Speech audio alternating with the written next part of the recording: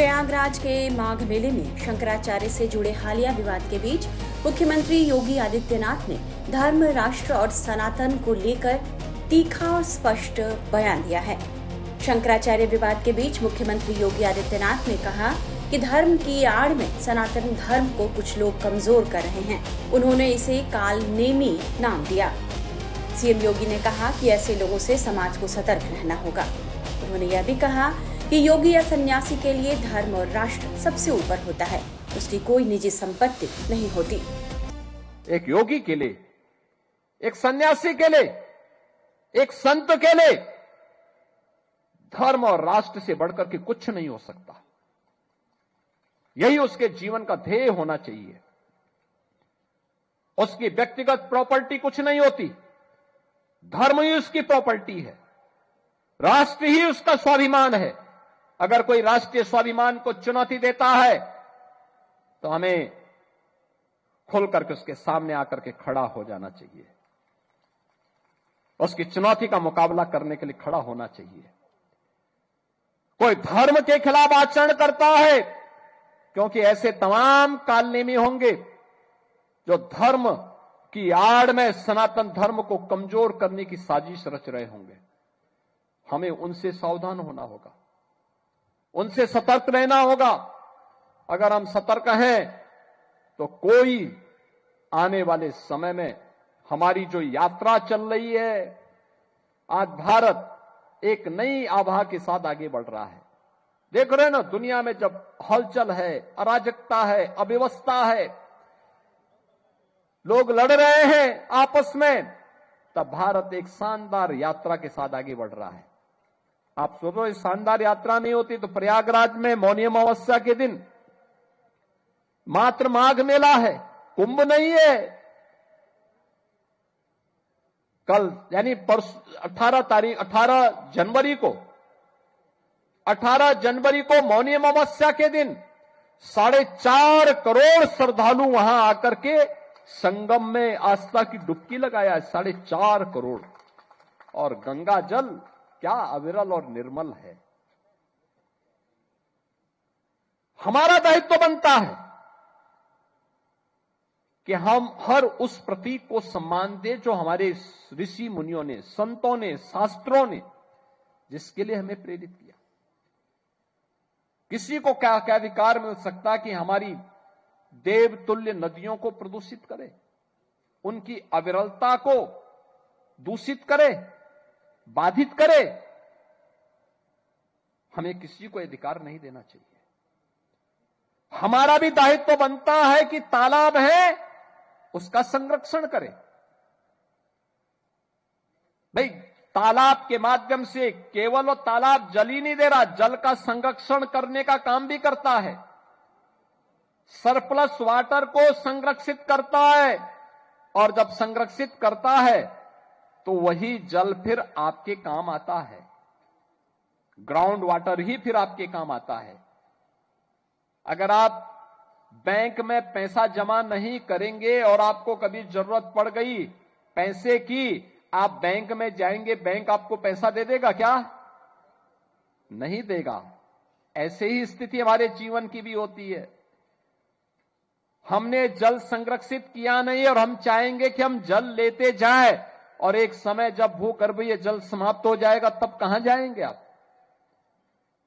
इसलिए तालाबों पे कब्जा मत होने दीजिए, उसका संरक्षण करिए, वहां जल शुद्ध हो जाए, इसके लिए देसी पद्धति अपनाइए, नदियों को पुनर्जीवित करिए।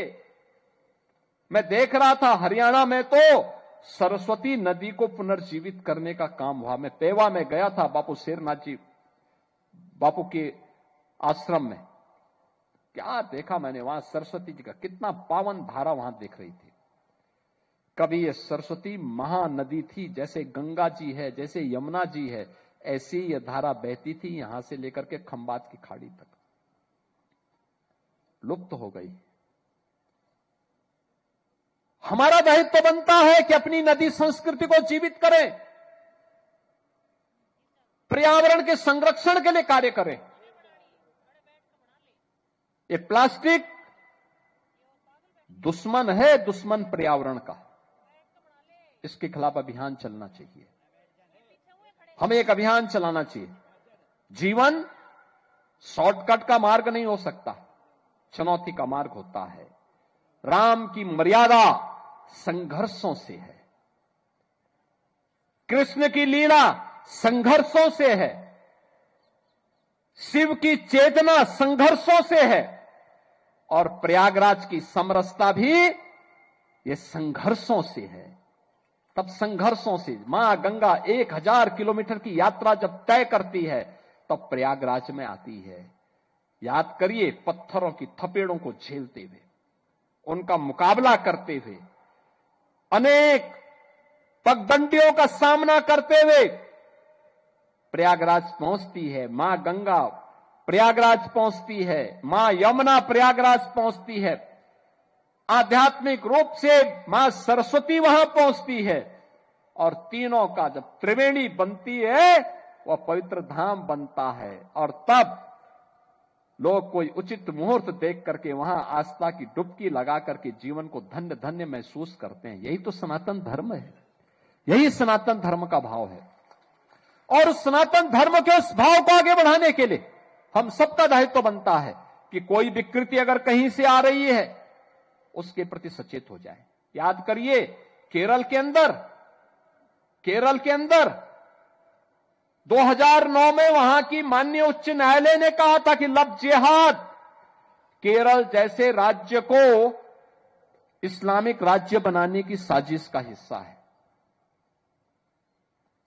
आज जब मैं देख रहा हूं देश के अंदर तमाम राज्यों में षड्यंत्र बड़े पैमाने पे हो रहे हैं। हमारे संयुक्त परिवारों की परंपरा पहले परिवार को संस्कारित करके आगे बढ़ने के लिए प्रेरित करती थी। धीरे धीरे करके वह परिवार की, संयुक्त परिवारों की परंपरा खंडित होती गई। आज वह भी विखंडित होती दिखाई दे रही है। उसे जीवित करने की आवश्यकता है। धामों के संरक्षण और स्वच्छता के प्रति हमें जागरूक होना पड़ेगा। उनकी पवित्रता को और उनकी मर्यादा को बनाए रखना पड़ेगा। पूरा देश अगर अयोध्या आ रहा है इसलिए क्योंकि अयोध्या धाम में आज भी उसको प्रभु श्री राम की मर्यादा का स्मरण होता है, तो अयोध्या धाम की ओर उमड़ पड़ता है। लाखों लोग प्रतिदिन आ रहे हैं, आज भी आ रहे हैं। याद करिए, 2 वर्ष पहले प्रधानमंत्री मोदी जी ने अयोध्या में रामलला के भव्य मूर्ति की प्राण प्रतिष्ठा का कार्यक्रम संपन्न किया था।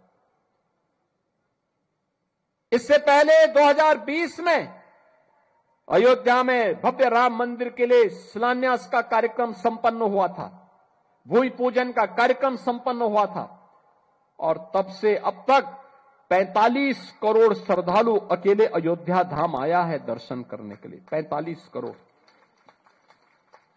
याद करना, कमी श्रद्धालु में नहीं है, कमियां हम लोगों में है जो उनको अपने इस आध्यात्मिक और सांस्कृतिक चेतना के साथ जोड़ नहीं पा रहे हैं। अन्यथा जहां भी सुविधा मिली, जहां उसे लगा कि हां यहां पे कुछ नयापन है,